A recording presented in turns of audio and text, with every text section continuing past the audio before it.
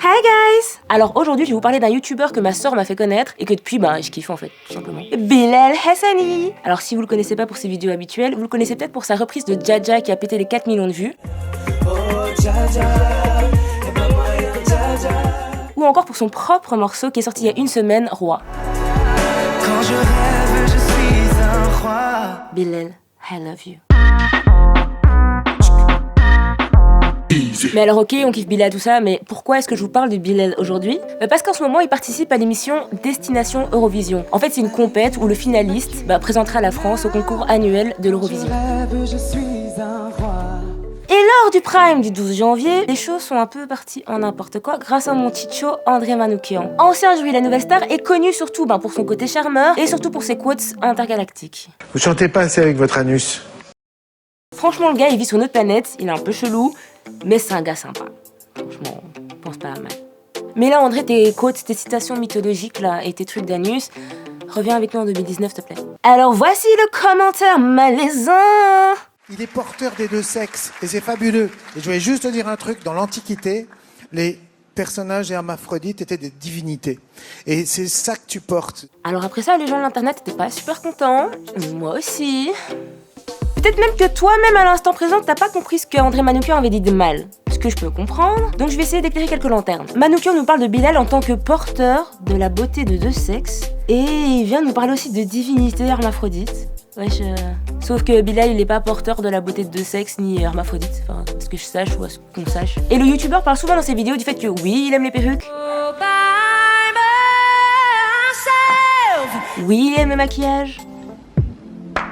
Et oui, il aime le parfum de femme, mais il aime aussi le parfum d'homme. Mais c'est juste que comme il dit, il assume sa part de féminité, mais il est très bien dans les baskets d'un garçon. Il a pas envie de suivre les codes et de rentrer dans les cases que la société nous impose. Genre s'il a envie de porter une robe, il portera une robe quoi. Fin de la discussion. Pour la petite info, le genre, c'est quelque chose qui est sociétal et qui est pas physique. En fait, c'est la société qui décide de ce à quoi correspond le genre féminin ou masculin. On s'est pas réveillé, genre on est sorti de notre berceau, on s'est dit on va s'habiller en rose ou en bleu en fait. Parce que là en gros ce qu'on nous impose c'est que si t'es une fille, tu porteras des robes et des ballerines. Déjà pour le dernier, très mauvais choix. Et si t'es un gars, tu porteras du bleu, tu joueras avec des voitures et tu porteras des t-shirts sans manches. Ce qui aussi en dernier est une très très mauvaise idée. Je sais, d'habitude j'essaie de pas juger les gens, mais là je dois émettre un jugement. Je pense que les gens ne sont pas encore très au fait sur le sujet et confondent un peu tout, ce qui est un peu compréhensible. Mais je pense qu'en 2019, c'est un peu l'occasion d'arrêter de se concentrer sur soi. On vit en communauté, qu'on le veuille ou non, et donc on doit respecter les autres, et ça commence par apprendre à connaître l'autre. Ça peut peut-être éviter de baisser certaines personnes, d'avoir des idées préconçues, de mal juger l'autre. Et dans le prime de samedi, Manoukian nous parle d'intersexualité, alors que j'ai pas l'impression qu'il sache vraiment ce que ça signifie. Alors je me suis dit que pour expliquer, c'était mieux que je prenne quelqu'un de concerné comme Anne Gabi, qui est une super mannequin belge qui a popé outre-Atlantique et qui est née justement intersexuelle.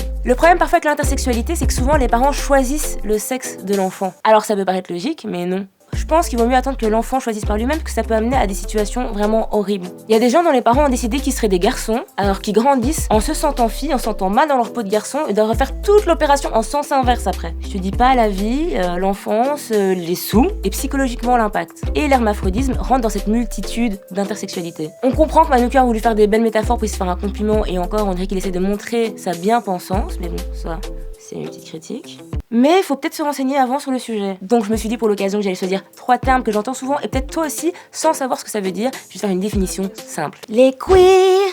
Alors les personnes queer, c'est des personnes qui ne veulent pas être étiquetées en tant que homme ou femme ou homo ou gay, etc. Ils veulent pas rentrer dans une case. Par exemple, moi je me sens queer. Les cisgenres. Alors les cisgenres, c'est un mot qui a l'air super compliqué, hein. J'aime bien le mettre dans des phrases d'ailleurs, parce que ça fait compliqué, mais c'est super simple, c'est la majorité de la population. Bon par exemple, prenons comme exemple Sarah Frézou. Sarah Frézou, je pense, de ce que je sais, qu'elle est née avec des organes féminins, et elle se sent femme. Donc son sexe assigné correspond à son identité, à comment elle se considère. Et donc ça n'a rien à voir avec la sexualité de la personne. Transgenre.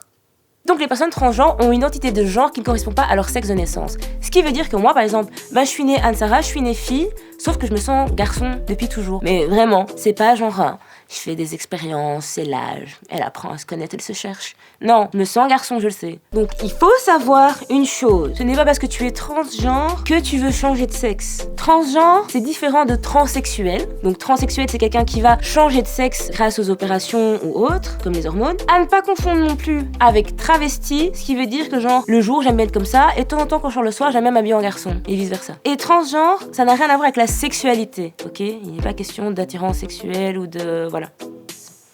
En gros, on parle pas assez de ces sujets et pour moi, ça pose un gros problème à grande échelle d'ailleurs. Parce que là, on est quand même en l'an 2019 après Jésus-Christ, et juger les gens sur leur apparence encore aujourd'hui, c'est dépasser comme porter une veste de serveur sur un t-shirt. Le fait qu'on soit dans un programme musical où on arrive encore à parler du physique de Bilal ou de l'image qu'il peut renvoyer au lieu de juger sa performance et seulement sa performance, frère, on en est où en fait? C'est fini quand les bullshit? Personnellement, mon genre, mon sexe ou ma sexualité ne me définissent pas. Moi, je suis Anne-Sara, avant tout. Et je pense que c'est pareil pour vous. Thomas, Gwendoline, Amine, Yousra, anyway. Sur ce, je vous aime. Easy.